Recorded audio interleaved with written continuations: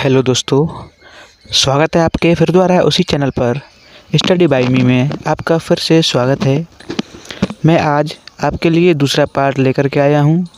इस दूसरे पार्ट में आपको आगे की सभी बातें बताई जाएंगी जो कि मार्शल द्वारा प्रतिपादित अर्थशास्त्र की परिभाषा की विशेषताओं से शुरुआत होगा। ठीक है, तो उस वीडियो को अंत तक बने रहें और पूरा ध्यानपूर्वक समझें। ठीक है, तो बढ़ते हैं हम अपने उसी पाठ में, जो कि पाठ आप देख पा रहे होंगे। ये पाठ आपका पहला था अर्थशास्त्र का। अर्थशास्त्र एक परिचय तो अर्थशास्त्र के बारे में हम ठीक है दोस्तों, तो बने रहिए। अगर हमारे चैनल पर नए हैं तो अभी चैनल को सब्सक्राइब कर लें और बेल आइकन ऑन कर लें। ज़्यादा टाइम ना बर्बाद करते हुए हम पढ़ते हैं अपने इस सब्जेक्ट पर। तो देखिए, आप देख पा रहे होंगे इसमें जो पहली हेडिंग दी हुई है ये रही, मार्शल द्वारा प्रतिपादित अर्थशास्त्र की परिभाषा की विशेषताएँ दीजिए। ठीक है, तो इसमें आपको नीचे मिल जाएंगी देखने के लिए। ये पहला पॉइंट इसमें पॉइंट के अनुसार आप सभी को दिए हुए हैं। ये पॉइंट है इसमें, मार्शल द्वारा प्रतिपादित अर्थशास्त्र की परिभाषा की मुख्य विशेषताएं निम्नलिखित हैं। तो इसकी जो मार्शल द्वारा प्रतिपादित की गई अर्थशास्त्र की जो परिभाषाएं हैं वो मुख्य विशेषताएं हमारे नीचे दी हुई हैं। इन सभी को हम पढ़ेंगे और परिभाषाओं को देखेंगे और समझेंगे। तो पहली परिभाषा इसमें क्या दी है? पहली, मार्शल ने अर्थशास्त्र को राजनीतिक अर्थशास्त्र से अलग करके एक स्वतंत्र विषय जो कि अर्थशास्त्र का नाम दिया गया। ठीक है, अगला पॉइंट है दूसरा, मार्शल ने धन के स्थान पर मनुष्य को प्रमुख स्थान दिया क्योंकि धन साधन है और मनुष्य साध्य। इस प्रकार उन्होंने मानव को अर्थशास्त्र का प्रमुख अंग माना। ठीक है, समझ पा रहे हैं सभी लोग। और अगला जो तीसरा है वो है, अर्थशास्त्र में सामान्य, सामाजिक तथा वास्तविक मनुष्य की आर्थिक क्रियाओं का अध्ययन किया गया है। चौथा पॉइंट इसमें दिया है, अर्थशास्त्र मानव के जीवन के साधारण व्यवसाय का अध्ययन करता है। अर्थशास्त्र जो है मानव के जीवन के साधारण व्यवसाय का अध्ययन करता है। इसका आशय मनुष्य की उन क्रियाओं से है उन क्रियाओं से लगाया जाता है जिनका संबंध दैनिक जीवन से है। अगला पांचवा देखेंगे पॉइंट, अर्थशास्त्र में मनुष्य की क्रियाओं के केवल उस भाग का अध्ययन करना होता है जिसका संबंध धन कमाने व खर्च करने से होता है। तो देखिए, जो आर्थिक क्रिया होती है वही होती है जो हम धन कमाते हैं और खर्च करते हैं, वही हमारी आर्थिक क्रिया भी कहलाती है। ठीक है, उसी में इसमें बताया गया है जो अर्थशास्त्र में मनुष्य की क्रियाओं के केवल उस भाग का अध्ययन होता है। आप समझ पा रहे हैं मेरे दोस्तों, अर्थशास्त्र में हम लोग जो हैं उसी चीज़ का अध्ययन करते हैं जिसका संबंध धन कमाने और खर्च करने से होता है। क्वेश्चन वो हेडिंग 6 देखेंगे, पॉइंट जो उसका है वह 6, अर्थशास्त्र के अंतर्गत केवल उन्हीं आर्थिक क्रियाओं का अध्ययन किया जाता है जो आर्थिक कल्याण में वृद्धि करती हैं। सातवां देखते हैं, अर्थशास्त्र केवल ऐसे मनुष्य की क्रियाओं का अध्ययन करता है जो समाज में रहता है, समाज से प्रभावित होता है तथा समाज को प्रभावित भी करता है। ठीक है, और आठवां है, अर्थशास्त्र एक विज्ञान है जो उसका अध्ययन वैज्ञानिक आधार पर किया जाना चाहिए। तो आई होप दोस्तों कि आप सभी को ये पूरा अच्छी तरह डिटेल में समझ में आ गया होगा। ठीक है, पढ़ने में और सुनने में बहुत अंतर होता है। जब आप पढ़ेंगे तो उतना समझ में नहीं आएगा, और जो मैं पढ़ कर के आपको समझाऊंगा तो आपको अच्छी तरह से समझ में आना चाहिए। ठीक है, मेरा यही उद्देश्य है आप सभी को समझाने का कि आप सभी को अच्छी तरह से समझ में आए। ठीक है, इसमें अगला देखते हैं। अगला नेक्स्ट है इसमें ये है, मार्शल द्वारा प्रतिपादित अर्थशास्त्र की परिभाषा की आलोचना। तो उसमें जो दिया हुआ है नीचे वो दिया हुआ है, रॉबिन्स ने कल्याण केंद्रित परिभाषाओं की कटु आलोचना की है। मुख्य आलोचनाएं निम्नलिखित हैं। नंबर 1, ये परिभाषाएं श्रेणी विभाजक हैं, विश्लेषणात्मक है नहीं। ठीक है, मार्शल इसमें पहला दिया हुआ है, इसमें मार्शल ने अर्थशास्त्र के अध्ययन को केवल भौतिक साधनों की प्राप्ति तथा उपयोग तक ही सीमित रखा है, परंतु साधन अभौतिक भी होते हैं, जैसे डॉक्टर, वकील, अध्यापक, मजदूर आदि की सेवाएं। ये सेवाएं धन प्राप्ति में सहायक होती हैं। तो समझ पा रहे हैं सभी लोग। तो ठीक है, हम अगला नेक्स्ट जो है पेज देखते हैं हमारा। पेज नंबर 5 पर चलेंगे तो आपको सही से दिख पा रहा है। पेज नंबर 5 मैं कोशिश करूँगा साफ दिखाने की। ठीक है, पढ़ते हैं हम। तो उसमें आपको दिया हुआ है, मार्शल के अनुसार अर्थशास्त्र में मनुष्य की केवल आर्थिक क्रियाओं का अध्ययन किया जाता है। जो मार्शल जी हैं उनके अनुसार अर्थशास्त्र में मनुष्य की केवल आर्थिक क्रियाओं का अध्ययन किया जाता है। आर्थिक क्रियाएं कौन सी होती हैं? आर्थिक क्रियाएं वो होती हैं जो हम अपने डेली जो भी हम कमाते हैं उसको खर्च करते हैं। तो उसी का जो तात्पर्य है वही है आर्थिक क्रिया, कमाना और खर्च करना, यही हमारी आर्थिक क्रिया कहलाती है। मैं आप सभी को समझ में आ गया होगा कि आर्थिक क्रिया क्या है। ठीक है, रॉबिन्स के अनुसार, जो रॉबिन्स हैं उनके अनुसार क्या कहा गया है, क्रियाओं को आर्थिक एवं अनार्थिक दो भागों में बांटना अनुचित है, क्योंकि एक ही प्रकार की क्रिया एक समय आर्थिक हो सकती है और दूसरे समय अनार्थिक। ठीक है, जो तीसरा इसमें दिया हुआ है वो है मार्शल के अनुसार अर्थशास्त्र मनुष्य के साधारण व्यवसाय का अध्ययन है, परंतु क्रियाओं को साधारण व्यवसाय और असाधारण व्यवसाय में बांटना संभव नहीं है। ठीक है, मार्शल के अनुसार क्या कहा गया है, अर्थशास्त्र मनुष्य के साधारण व्यवसाय का अध्ययन है, परंतु क्रियाओं को साधारण व्यवसाय और असाधारण व्यवसाय में बांटना असंभव नहीं है। तो इसमें जो सेकंड नंबर है वो देखते हैं, अर्थशास्त्र को कल्याण से संबंध कराना अनुचित। ठीक है, इसमें क्या दिया हुआ है, प्रो रॉबिन्स के अनुसार अर्थशास्त्र को कल्याण से संबंध करना अनुचित है, क्योंकि मानव कल्याण एक मनोवैज्ञानिक धारणा है जिसकी सही माप संभव नहीं है। तो दोस्तों हम एक चीज़ और आपको बता दें, जो आप अर्थशास्त्र पढ़ रहे हैं, आपसे कोई भी पूछ सकता है कि अर्थशास्त्र पुस्तक है उसके लेखक कौन हैं। ठीक है, कौन हैं? तो हम आपको बता दें, अगर आपको पता है तो नीचे कमेंट में बता दें हमको बाद में। ठीक है, कि सर हमको पहले से पता था। तो मैं आपको बता दूं कि जो अर्थशास्त्र के लेखक हैं वो हमारे कौटिल्य जी रह चुके हैं। ठीक है, कौटिल्य जी ने हमारे अर्थशास्त्र की स्थापना की थी, अर्थशास्त्र को उत्पन्न किया था। ठीक है, बढ़ते हैं आगे इसमें दिया हुआ है, कहाँ थे हम, अर्थशास्त्र को कल्याण से संबंध करना अनुचित है, क्योंकि मानव कल्याण एक मनोवैज्ञानिक धारणा है जिसकी सही माप संभव नहीं है। हम पढ़ रहे थे ये वाला। ठीक है, तीसरा, अर्थशास्त्र उद्देश्यों के प्रति तटस्थ है। ठीक है, तटस्थ है। रॉबिन्स के अनुसार अर्थशास्त्र उद्देश्यों के प्रति तटस्थ है। उद्देश्य अच्छे हों अथवा बुरे, अर्थशास्त्र का इनसे कोई संबंध नहीं है। कहने का मतलब ये है, जो उद्देश्य होते हैं वो अच्छे हों या बुरे हों। ठीक है, और हमारे जो अर्थशास्त्र है उस अर्थशास्त्र से कोई मतलब नहीं है कि उद्देश्य अच्छे हैं या बुरे हैं। ठीक है, अर्थशास्त्र को सिर्फ उद्देश्यों से ही मतलब है। तो जिसमें जो चौथा पॉइंट है वो पढ़ेंगे हम, अर्थशास्त्र एक मानव विज्ञान है। क्या ये बात सही है? देखते हैं आगे क्या लिखा है इसमें। अर्थशास्त्र एक मानव विज्ञान है। प्रो मार्शल ने अर्थशास्त्र को सामाजिक विज्ञान बताया है, परंतु प्रो रॉबिन्स ने इसे मानव विज्ञान मानते हैं।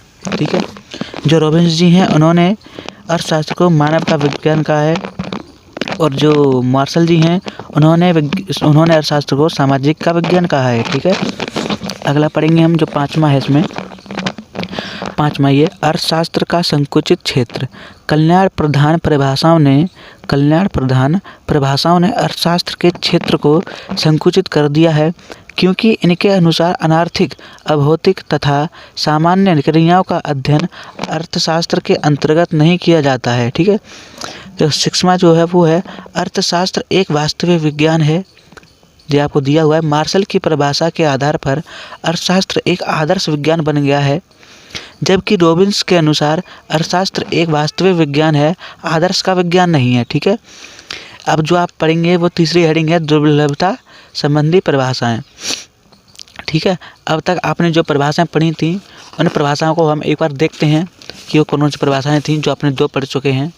ठीक है, पहली इसमें आपकी दी है, देखिए पहली आपकी थी धन संबंधी परिभाषाएं, दूसरी थी कल्याण केंद्रित परिभाषाएं। ठीक है, और तीसरी पे हम आ चुके हैं अब, जो कि उसका नाम है दुर्लभ संबंधी परिभाषाएं। ठीक है, आपको दिख रहा है साफ साफ मेरे दोस्तों? ठीक है, संबंधी परिभाषाएं, कहाँ गए हम, दुर्लभ संबंधी परिभाषाएं। तो आप क्या देख रहे थे, प्रो रॉबिन्स ने सन 1932 में प्रकाश अपनी पुस्तक, जो कि हेडिंग दी हुई है तीसरी, दुर्लभता संबंधी परिभाषाएं।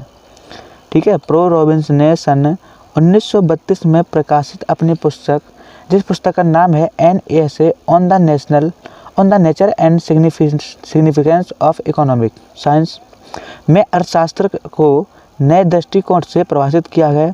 देखिए, ये आपका कहता हूँ ऑब्जेक्टिव प्रश्न आता है कि ये वाली पुस्तक जो है an essay on the nature and significance of economic science, ये आता है आपके ऑब्जेक्टिव क्वेश्चन में।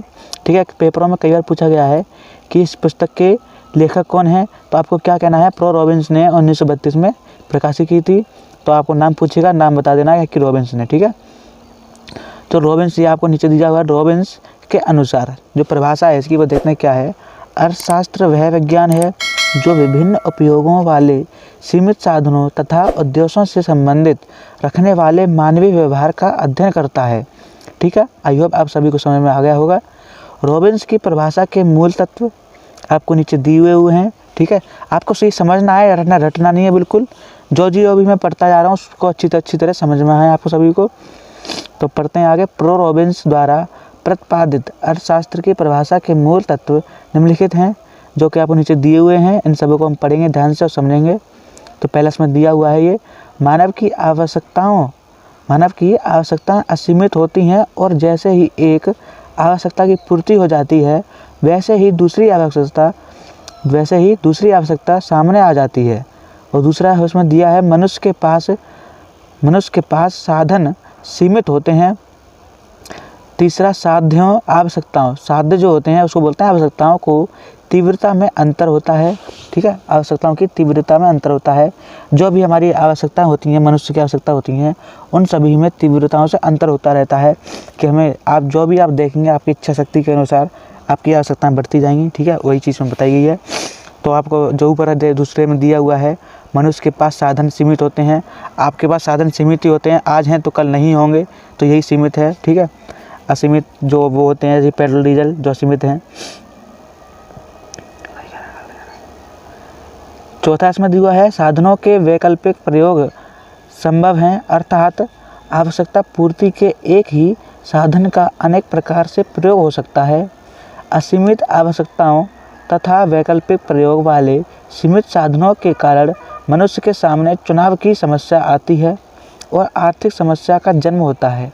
तो आप जानते हैं, आप सभी लोग जब भी अपने राज्य के या अपने देश के लिए कोई भी आप एक नेता को चुनते हैं, नेता होता है जो कि आपके भारत को एक आर्थिक स्थिति में रखते हुए अच्छी तरह से विकास करवाता है। ठीक है, आपके देश को या आपके राज्य के जो आपके ग्राम है, विलेज है, ठीक है, सब तरह के अलग अलग होते हैं, नियुक्त किए जाते हैं। ठीक है, उसी के अनुसार उसमें बताया गया है। ठीक है, समस्याएं बहुत आती हैं, चुनावों की समस्या आती हैं और आर्थिक समस्या का जन्म होता है।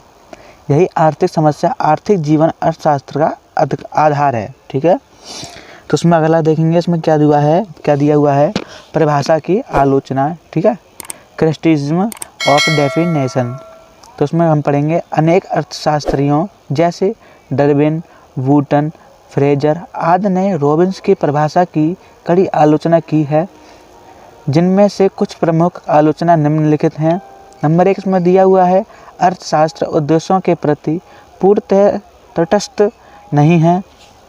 प्रो रॉबिन्स की यह धारणा कि अर्थशास्त्र उद्देश्यों के प्रति पूर्णतः तटस्थ है गलत है। ठीक है, व्यवहार में अर्थशास्त्र को कल्याण की भावना से पूर्णतः मुक्त नहीं किया जा सकता। स्वयं रॉबिन्स की परिभाषा में कल्याण भावना का समावेश है। दूसरा पढ़ते हैं, इस परिभाषा से अर्थशास्त्र का क्षेत्र एक साथ अत्यंत विस्तृत एवं अत्यंत संकुचित हो गया है। प्रो रॉबिन्स ने अर्थशास्त्र के अंतर्गत सभी प्रकार के मनुष्यों की सभी प्रकार की क्रियाओं के अध्ययन का समावेश करके उसके क्षेत्र, ठीक है, अंत तक बने रहें। ठीक है, इसलिए मैं छोटे छोटे पार्ट बनाता हूँ जिससे कि आप भी बोर ना हो और आप सही से सीख लें। तो उसमें आपको देख पा रहा होगा, देखता हूँ कैमरे में, हाँ दिख रहा है सही से। ठीक है, ऊपर ले लेते हैं। तो उसमें आपको दिया है को, ठीक है, पीछे क्या था, पीछे दिया था क्रियाओं के अध्ययन का समावेश करके उसके क्षेत्र को अत्यधिक व्यापक बना दिया गया है, ठीक है। उसको नहीं, दूसरी ओर प्रो रॉबिन्स की परिभाषा ने अर्थशास्त्र के क्षेत्र को अत्यधिक संकुचित भी कर दिया है। इसका कारण यह है कि रॉबिन्स का अर्थशास्त्र साधनों की दुर्लभता से उत्पन्न समस्याओं का तो अध्ययन करता है, किंतु प्रचुरता से उत्पन्न होने वाली समस्याओं का अध्ययन नहीं करता, ठीक है। इसमें ये आपको हेडिंग दी हुई है 3, 4, 5, 6, 7, 8, 9, 10, 11, ठीक है। इसमें आपको ये 11 हेडिंग दी हुई है, ठीक है। इन 11 हेडिंगों जो है, ये 11 हेडिंग है आप सभी की, इनको मैं बता दे रहा हूँ, ठीक है। और आप अपना स्क्रीनशॉट लेकर के इन सभी को आप पढ़ सकते हैं, ठीक है। वीडियो लॉन्ग हो जाएगी, इसलिए मैं आपको ऐसे ही शॉर्ट में दे दिया करूँगा, तो आप जल्दी से स्क्रीनशॉट ले लें इस पेज का, ठीक है। आइए, आप सभी ने स्क्रीनशॉट ले लिया होगा, तो हम इन सभी की हेडिंग हैं उनको पढ़ते हैं। तो इसमें तीसरी हेडिंग दी हुई है वो है अर्थशास्त्र केवल वास्तविक विज्ञान नहीं है, ठीक है। इसके ऊपर जो परिभाषा है आपको पढ़नी है। चौथा इसमें दिया हुआ है साध्यों एवं साधनों के बीच अंतर स्पष्ट नहीं है, ठीक है। साध्यों बोलें तो आवश्यकताओं एवं साधनों के बीच अंतर स्पष्ट नहीं है, ये चौथी हेडिंग है आपकी। पांचवी हेडिंग देखेंगे सीमित एवं वैकल्पिक प्रयोग, शब्दों का प्रयोग अनावश्यक, इसको आपको पढ़ लेना है। अन्य शास्त्रों में अंतर स्पष्ट करना सरल नहीं, इसको पढ़ना है। सातवां है केवल निगमन प्रणाली का प्रयोग, इसको भी पढ़ लेना। आठवां है स्थैनिक परिभाषा। नौवां है मानव व्यवहार सदैव विवेकपूर्ण नहीं। 10वां दिया है इसमें सामाजिक पक्ष की उपेक्षा। और 11वां है क्या दिया है इसमें सैद्धांतिक पक्ष की प्रधानता, ठीक है। तो आई होप दोस्तों आप सभी को इसमें यहाँ तक समझ में आ गया होगा। आप सभी को सिर्फ ये रीड करना है, समझना है, ठीक है। ये चीज़ रटने वाली नहीं है, इसको समझने वाली है। आप सभी को ये चीज़ अच्छी तरह से समझना है, ठीक है, तभी आप एग्ज़ाम में कुछ लिख करके आएंगे। तो नीचे एक्स्ट्रा शॉर्ट में आपको दिख रहा होगा, एक्स्ट्रा शॉर्ट में क्या दिया हुआ है, एक्स्ट्रा शॉर्ट्स को हम पढ़ेंगे। इसमें दिया हुआ है सेटोवस्की, स्टिगलर तथा मैक्सफाई आदि अर्थशास्त्रियों ने रॉबिन्स की दुर्लभता संबंधी परिभाषा का समर्थन किया है, ठीक है। सेटोवस्की के अनुसार अर्थशास्त्र वह विज्ञान है जिसका संबंध दुर्लभ साधनों के प्रबंध से है, ठीक है। तो दोस्तों अब हम पढ़ेंगे चौथी हेडिंग। हमारी टोटल जो हेडिंग थी वो थी हमारी टोटल 5 हेडिंग दोस्तों, ठीक है। इन 5 हेडिंग को हम इसी वीडियो के अंदर सब खत्म नष्ट करेंगे, ठीक है। आप सभी को अच्छी तरह इसमें समझना है, ठीक है। लगन से आपको पढ़ाई करनी है, एग्ज़ाम के लिए आपको खूब कड़ी मेहनत करनी पड़ेगी, तभी आप अपने एग्ज़ाम में अच्छे नंबर ला सकते हैं। मैं आप सभी से बस यही निवेदन करूंगा कि आप मेरे इस वीडियो को ज़्यादा से ज़्यादा शेयर करें अपने दोस्तों में, ठीक है। मैं आप सभी के लिए इतनी मेहनत कर रहा हूँ वीडियो बनाने में, आपको पता है वीडियो कैसे बनती है, बहुत इसमें एडिटिंग करनी पड़ती है, बहुत चीज़ करनी पड़ती है, ठीक है। तो मैं बहुत इसमें मेहनत कर रहा हूँ, तो दोस्तों आप भी मेरा साथ दीजिए, ठीक है। वीडियो को लाइक करें और शेयर करें, और चैनल पर नए हैं तो सब्सक्राइब करें, क्योंकि आपको ऐसी और भी वीडियो चाहिए तो आपको सब्सक्राइब करेंगे तभी आपको नोटिफिकेशन मिलेगा, उससे पहले आपको वीडियो नहीं मिल पाएंगी। नोटिफिकेशन ऑल पर क्लिक कर दें, ठीक है। तो उसमें जो चौथी हेडिंग दी हुई है आपकी वो है आवश्यकता विहीनता संबंधी परिभाषा, जो कि जे.के. मेहता के द्वारा आपको बताई गई हुई है, ठीक है। तो उस भाषा को हम पढ़ेंगे ध्यानपूर्वक और समझेंगे। तो उसमें दिया हुआ है इलाहाबाद विश्वविद्यालय के जो प्रो जे.के. मेहता के अनुसार, जो प्रो जे.के. देखिए जो जे.के. मेहता हैं, जे.के. मेहता वो अपने भारत के ही रहने वाले हैं, ठीक है, याद रखना इस बात को। तो इन्होंने भी जो भारत के लेखक हैं, इन्होंने भी अपने अर्थशास्त्र के ऊपर कोई परिभाषा दी हुई है, ठीक है। तो इसमें क्या हुआ है, जे.के. मेहता के अनुसार अर्थशास्त्र की परिभाषा भारतीय संस्कृति के अनुरूप है। Pro JK. मेहता के अनुसार अर्थशास्त्र वह विज्ञान है जो आवश्यकता विहीनता की स्थिति में पहुंचने के लिए मानव व्यवहार का अध्ययन करता है, ठीक है। नीचे पढ़ेंगे नेक्स्ट में, उपयुक्त परिभाषा मूलतः भारतीय संस्कृति एवं सभ्यता के अनुरूप है तथा भारतीय धर्म, दर्शन और परंपरा से प्रेरित है। प्रो मेहता के अनुसार अर्थशास्त्र का प्रमुख उद्देश्य वास्तविक सुख को अधिकतम करना है, जो आवश्यकताओं को न्यूनतम करके ही प्राप्त किया जा सकता है। वे सादा जीवन उच्च विचार, ठीक है, जो वे थे वो सादा जीवन और उच्च विचार के आदर्श में विश्वास रखते हुए आवश्यकताओं को न्यूनतम करके अंततः उन्हें समाप्त कर देने पर बल देते हैं। जेके मेहता के शब्दों में आवश्यकता से मुक्ति पाने की समस्या ही आर्थिक समस्या है। ठीक है दोस्तों, आपको परिभाषा समझ में आई होगी। हम आगे पढ़ते हैं इसमें। ठीक है दोस्तों, तो वीडियो को लाइक कर दें अभी और सब्सक्राइब कर लें, नए हैं तो बेल आइकन ऑन कर दें। प्रो मेहता के अनुसार सुख वह अनुभव है जो मनुष्य को उस स्थिति में प्राप्त होता है जब उसे आवश्यकता का अनुभव ही न हो। प्रो मेहता के अनुसार इच्छा रहित अवस्था में जबकि मानव का मस्तिष्क पूर्ण संतुलन में होता है, जो अनुभव प्राप्त होता है उसे सुख कहते हैं। अर्थशास्त्र का उद्देश्य इसी सुख को अधिकतम करना है। सुख की स्थिति प्राप्त करने के निम्नलिखित 2 उपाय दिए हुए हैं, जो आपके नीचे दिए हुए हैं। इनको पढ़ना है, समझना है। तो पढ़ते हैं। पहला, ये क्या हुआ है, बाह्य शक्तियों का जो असंतुलन की अवस्था उत्पन्न करने के लिए उत्तरदायी है, इस प्रकार से समन्वय किया जाए कि वे मस्तिष्क के साथ मेल खाएं। दूसरा इसमें दिया हुआ है, मस्तिष्क को ऐसी अवस्था में रखा जाए जिससे वह बाह्य शक्तियों से प्रभावित न हो। ठीक है, ऐसी स्थिति को कम समय में प्राप्त करना मनुष्य के लिए असंभव है, अतः उसे धीरे धीरे अपनी आवश्यकताओं को कम करना चाहिए। आई होप आप सभी को ये परिभाषा समझ में आई होगी, जो कि जेके मेहता के अनुसार आपको दी हुई है। ठीक है, इन्होंने और भी इनकी जो परिभाषाओं की जो विशेषता हैं वो आपको नीचे दी हुई हैं। तो ठीक है, इस पर भी नज़र डालते हैं हम। तो उसमें क्या दिया हुआ है, प्रो मेहता द्वारा प्रतिपादित अर्थशास्त्र की परिभाषा की मुख्य विशेषताएं नीचे दी हुई हैं, निम्नलिखित नीचे दी हुई हैं। इसमें क्या दिया है, इसमें इन्होंने 5 प्रकार की दी हुई हैं। ठीक है, विशेषता इसमें 5 दी हुई हैं। तो पहली विशेषता देखते हैं। देखिए, जो पेपर में आते हैं ऐसे प्रश्न कि जेके मेहता की जो परिभाषाएं हैं उनकी विशेषताएं लिखिए, या जेके मेहता द्वारा कही हुई परिभाषा लिखिए। ठीक है, प्रश्न में आ चुके हैं प्रश्न ऐसे। ठीक है, तो ऐसे प्रश्न इनको अच्छी तरह आपको समझना है, तो ध्यानपूर्वक समझते हैं, पढ़ते हैं। यह परिभाषा मनोविज्ञान तथा नैतिकता पर आधारित है। नैतिकता क्या होता है, नैतिकता होता है चरित्र। ठीक है, और मनोविज्ञान जो आपका मन है, ठीक है, मनोविज्ञान। इसमें दूसरा दिया हुआ है, इसमें प्रो मेहता संतुष्टि के स्थान पर सुख की प्राप्ति को मानव जीवन का लक्ष्य मानते हैं।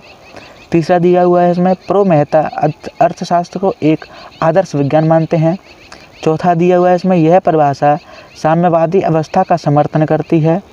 5वां है, प्रो मेहता के अनुसार अर्थशास्त्र की प्रकृति स्थैतिक है। ठीक है, परिभाषा की आलोचना भी इसमें नीचे दी हुई है। ठीक है, आप स्क्रीनशॉट ले लें इसकी परिभाषा की आलोचना इसमें यही है ऊपर की। ठीक है, ऊपर के अनुसार दिया हुआ है, इसमें आप स्क्रीनशॉट ले लें, उसको पढ़ें। अब हम पढ़ेंगे अपनी 5वीं हेडिंग, जो इसमें 5वीं हेडिंग दी हुई है, विकास केंद्रित परिभाषा। तो इसमें क्या दिया हुआ है देखते हैं। सैमुएल्सन ने अर्थशास्त्र को विकास के संदर्भ में परिभाषित किया है। ठीक है, सैमुएल्सन के अनुसार अर्थशास्त्र एक ऐसा अध्ययन है जिसमें मनुष्य तथा समाज मुद्रा के प्रयोग या इसके बिना सीमित साधनों को उत्पादकीय ढंग से वैकल्पिक प्रयोगों में डालकर निश्चित समय में वस्तुएं पैदा करते हैं तथा इन्हें वर्तमान तथा भविष्य में लोगों तथा समाज के समूहों में उचित ढंग से वितरित करते हैं। ठीक है, जो विकास केंद्रित परिभाषा हैं उनकी जो विशेषता है वो नीचे हमारे दी हुई हैं। ठीक है, जो विकास केंद्रित परिभाषाएं वो किन्होंने दी हैं। ठीक है, जो विकास केंद्रित परिभाषाएं वो हैं सैमुएल्सन की द्वारा परिभाषा दी हुई हैं। देखिए, इसमें दी हुई हैं विशेषताएं।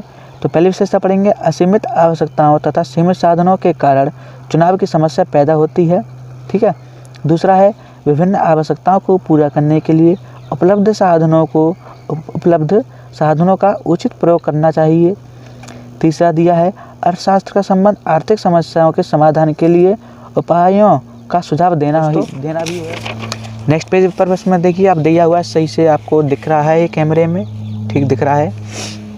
तो इसमें क्या दिया हुआ है, साधन सीमित तथा वैकल्पिक प्रयोग वाले हैं जिनको विभिन्न प्रकार की आवश्यकताओं की पूर्ति के लिए प्रयोग किया जाता है। 5वां दिया हुआ है, इसमें आर्थिक विकास की प्रकृति प्रावैगिक है, अतः इस समस्या को शामिल करने से यह परिभाषा प्रावेगिक हो गई है। ठीक है, 6वां दिया है इसमें, प्रो सैमुएल्सन ने चुनाव की समस्या या साधनों के वितरण की समस्या, ठीक है, साधनों के वितरण की समस्या, वितरण बोलें तो वितरण का अर्थ है बंटवारा, ठीक है, साधनों के बंटवारों की समस्या को वस्तु विनिमय प्रणाली और मुद्रा विनिमय प्रणाली, ठीक है, जो मुद्रा का लेन देन होता है विनिमय, ठीक है, वही दोनों प्रकार की अर्थव्यवस्थाओं में लागू किया गया है। फलस्वरूप अर्थशास्त्र का क्षेत्र व्यापक हो गया है। ठीक है, 7वां देखते हैं, यह परिभाषा सार्वभौमिक है और सभी प्रकार की अर्थव्यवस्थाओं जैसे कि पूंजीवादी, समाजवादी और साम्यवादी, अगर हम देखिए दोस्तों, जो पूंजीवादी समाजवादी होती हैं, अगर ये दोनों हो जाएं तो आपका जो बनेगा वो बनेगा मिश्रित। ठीक है।